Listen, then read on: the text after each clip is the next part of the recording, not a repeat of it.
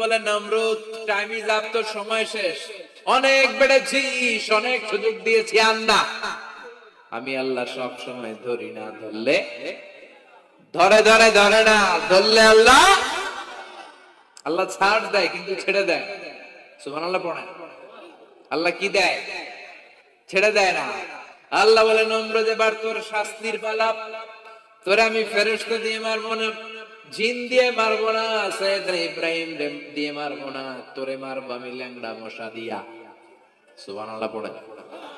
আল্লাহর বাহিনী, বাউদা জুনদুম মিন জুনুদুল্লাহ, এই মশাগুলো কিন্তু আল্লাহর সৈনিক, এই বাতাস আল্লাহর সৈনিক। 50 আর 70 কিলোমিটার বেগে যদি একটা বাতাস বয়, সব শেষ হয়ে যাবে, ঠিক কিনা? এই জলোচ্ছ্বাস গুলো আল্লাহর সৈনিক, এই ভূমিকম্প আল্লাহর সৈনিক। ছোট্ট একটা ল্যাংড়া মশা নমরুদের নাকের ভিতরে দিয়ে ঢুকে কামড়াতে শুরু করছে। নমরুদ লাফাইতে শুরু করছে। নমরুদ রে সবাই কয়, নমরুদ তুমি ড্যান্স দাও কেন? কারে ড্যান্স না, মশায় কামড়ায়। মশার কামড়ানো বাড়াই দিছে নমরুদ, এবার I M A disco dancer, disco dancer হয়ে গেছে। খালি লাফায়, খালি ডান্স দেয়। আহা, নিজের মাথার মধ্যে নিজে আঘাত করে, ঘুষি মারে, কিন্তু মশা বের হয় না। ও মিয়া, এই মশা ঢুকছে কার অর্ডারে? এটা যদি বেরোতে হয়, বেরো হবে কার অর্ডারে? সে মাথার মধ্যে কিল মারে, ঘুষি মারে, নিজের নিজে আহত করে ফেলে, মাগার মাথা থেকে মশা বের হয়। নাকের ভিতর দিয়ে মশা ঢুকে কামড়ানো, এটা কি চারটেখানি কথা? শীতকালে যখন কাঁথা গায়ে দিয়ে শুয়ে থাকি, মশা যখন পন পন পন পন করে কানের সামনে, খারাপ লাগে না? আবার কাঁথা টাথা সরিয়ে আবার শুয়ে, আবার বন বন বন বন। তো কানের সামনে পন পন করলে যদি আপনার এত কষ্ট লাগে, নমরুদের নাকের ভিতর দিয়ে ঢুকছে, মস্তিষ্কে কামড়াচ্ছে, ওর কেমন লাগে? নমরুদ আর পারে না, অসহ্য, নিজের নিজে মারতে মারতে হাত পা কপাল সব লাল করে ফেলছে। অবশেষে আশেপাশে চাকর বাকর খাদেম খুদ্দাম যারা আছে সবাই বললো, আমি আর পারি না, এবার তোরা মার, তোরা মার। সবাই কয়ে, নমরুদ আজীবন আম করে মারছিস, এবার পাইছি খেলা, এবার ইচ্ছা মতো তোরে বিড়াম। এবার সবগুলো আমি নমরুদে মারা শুরু করছি। মারতে মারতে বেহুশ, মাগার মশা বের হয়। এই মশা ঢুকেছে কার অর্ডারে? বের হবে কার অর্ডারে? তারপরে বের হয় না। নমরুদকে এবার আমার জুতা মার। কি মার? এখন আমরা পরি প্লাস্টিকের জুতা, চামড়ার জুতা, তখন পড়তো খরমের জুতা, কাঠের জুতা। খরমের জুতা, চামড়ার জুতা। খরমের জুতা বানায় কি দিয়া? কথা কন, চিনেন? এবার ক্যামেরা জুতা মার। সবাই এবার কাঠের জুতা লইছে, ইচ্ছা মতো পিটান শুরু। পিটাইতে পিটাইতে ওর মাথা ফাটিয়ে রক্তাক্ত করে শেষ। নমরুদের খেলা শেষ। নমরুদের খেলা যখন শেষ, আল্লাহর সৈনিক ওই ল্যাংড়া মশা নাক থেকে বের হয়ে শূন্যে উড়াল দিয়েছে। চিল্লায় পড়েন আল্লাহু আকবার। পৃথিবীতে কেউ তো স্থায়ী হয় না, হোক না সে ফেরাউন কিবা নমরুদ, কেউ ভাবে চিরদিন রয় না, কেউ ভাবে চিরকাল রয় না। পৃথিবীতে কেউ তো স্থায়ী হয় না, হোক না সে ফেরাউন কিবা নমরুদ, কেউ ভাবে চিরদিন রয় না। চিল্লায় বলেন ঠিক কিনা? নমরুদ আজীবন থাকতে পারছে? ওর ক্ষমতা, ওর দাপট, ওর জুলুম, ওর অত্যাচার, ওর শেষ রক্ষা করতে পেরেছে? কথা কন। ফেরাউনের দাপট আর ক্ষমতা বাঁচাতে পেরেছে? এখনো যারা দাপট দেখায়, জুলুমবাজ, এদের ক্ষমতা দাপট এদেরকে বাঁচাতে পারবে না। বাঁচানোর মালিক একজন, চিল্লায় বলো তিনি কে? এজন্য আল্লাহ ডেকে বলে, গোলাম ইব্রাহিমের জীবনেতে তোমাদের জন্য শিক্ষা আছে, শিক্ষা আছে ইব্রাহিমের জীবনের জন্য, তোমাদের জন্য মডেল। আমি করি না তো এগুলো, তোমাদের জন্য মডেল আছে। অনেক নারীরা এসেছে, আমার মায়েরা বোনেরা, বাড়িতে সাইয়েদাতুনা হাজার, যাকে আমরা বলি বিবি হাজারা, ওনার জীবনী পড়বেন।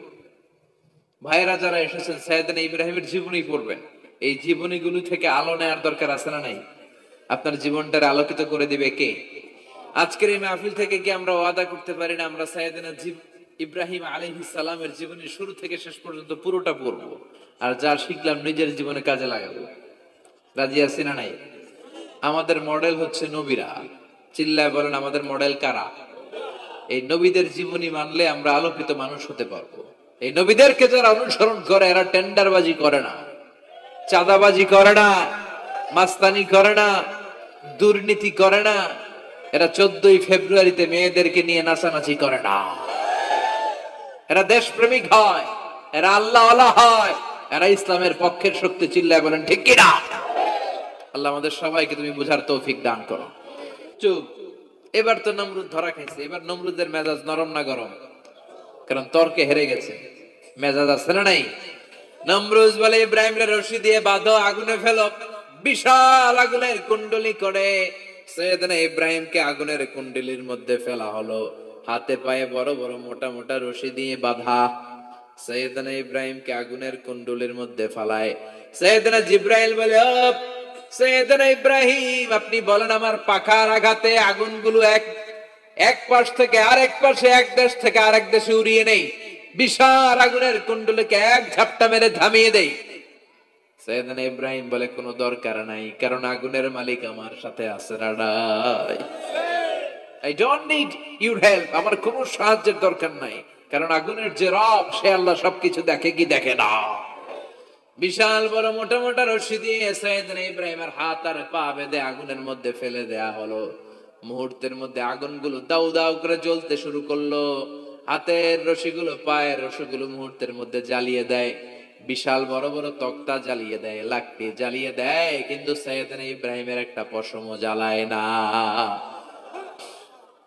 আজও যদি তোমাদের মাঝে কেউ ইব্রাহিমের মতো নিমান আনিতে পারো, অগ্নিকেও পুষ্প বলে পরিণত করিতে পারো, ঠিক কিনা? মুসার মতো ঈমান হলে রাস্তা হবে সাগর জলে। ইউসুফের মতো ঈমান হলে একে একে দরজা খুলে। নবী ইব্রাহিমের মতন ঈমান যদি আজ থাকে বিদ্যমান, অগ্নিকুণ্ডে দেখতে পাবে খুবসুরত এক ফুল বাগান। সুবহানাল্লাহ পড়েন। আল্লাহ বলেন, কুলনা ইয়া নারু কুনি বারদান ওয়া সালামান আলা ইব্রাহিম। আল্লাহ বললেন, আগুন, দুনিয়ার শুরু থেকে তোকে একটা ধর্ম আমি দিয়েছি, যা পাবি জ্বালিয়ে ছারখার করে দিবি, কিন্তু আজকে কয়েকদিনের জন্য তোর জ্বালানোর ক্ষমতা আমি আল্লাহ কেড়ে নিলাম। তে আমার ইব্রাহিমের জন্য ঠান্ডা হয়ে যা। কি হয়ে যা?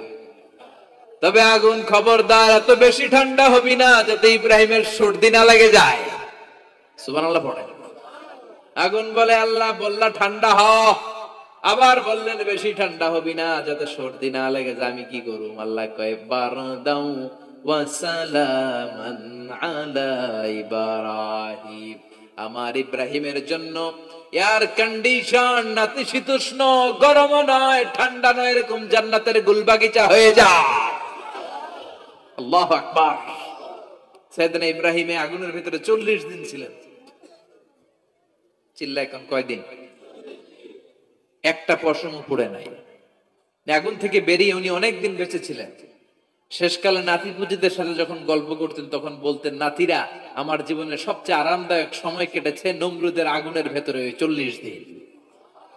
ওই 40 দিন যেই সুখ, আমোদ, ফুর্তি, আনন্দে আমি ছিলাম, আমার জীবনে কোনো সময়, কোনো মুহূর্তে এত সুখ, এত আনন্দ, এত চমৎকার সময় আমি কাটাই নাই। চিল্লায় কোন সুবহানাল্লাহ। এবার আল্লাহ অনেক নারী বোনেরা এসেছেন, নারীদের জন্য এক বাক্যে একটা নসিহত করে শেষ করে দেই। এক বাক্যে একটা নসিহত। আল মারআতু ইযা সাল্লাত খামসাহা। বিষ্ণু বলেছেন, যে নারীরা মাত্র 4টা কাজ করবে আল্লাহ তাআলা তাদের জন্য জান্নাতের 8টা দরজা খুলে দেবে। এক নাম্বার হচ্ছে আল মারআতু ইযা সাল্লাত খামসাহা, যে নারী 5 ওয়াক্ত সালাত পড়বে, ও সামাত শাহরাহা, রমাদানের রোজা রাখবে, আতাআত বা'লাহা, স্বামীর আনুগত্য করবে, ওয়া হাফিজাত ফুরুজাহা, নিজের লজ্জাস্থানের হেফাজত করবে, ফালতাদখুল মিন আইয়্যা আবওয়াবিল জান্নাতি শাআত, তারা আল্লাহর জান্নাতের 8টা দরজার যেটা দিয়ে মন চায় ঢুকবে, কোনো বাধা নাই। এগুলো মানার দরকার আছে না নাই? আল্লাহ আমাদের ফ্যামিলি গুলার সাইয়েদনা ইব্রাহিমের ফ্যামিলির মতো জান্নাতি ফ্যামিলি বানান। আপনারা উঠতেছেন কেন? হ্যাঁ, এদিকে দুই একজন উঠলেন, বসেন বসেন, একসাথে আসছেন, একসাথে বিদায় নিব। যতগুলো কথা বললাম কোরআন সুন্নাহর আলোকে বলেছি, বানিয়ে কিছু বলি নাই। তারপরেও আমার মনের অজান্তে কোনো মিস ইনফরমেশন যদি আমার মুখ ফসকে বেরিয়ে যায়, সেগুলো যেন আল্লাহ তাআলা আমাদের স্মৃতিপট থেকে মুছে দেয়। আর সত্য সুন্দর হকের পক্ষে যা বললাম তার সবটুকু প্রথমে যেন আল্লাহ তাআলা আমাকে এবং আপনাদের সবাইকে আমলের তৌফিক দান করে। আমরা পড়ি আমিন। আপনারা সবাই ভালো থাকবেন, সুস্থ থাকবেন, সুন্দর থাকবেন। সুবহানাকাল্লাহুম্মা ওয়া বিহামদিকা আশহাদু আল্লা ইলাহা ইল্লা আনতা আস্তাগফিরুকা ওয়া আতুবু ইলাইক।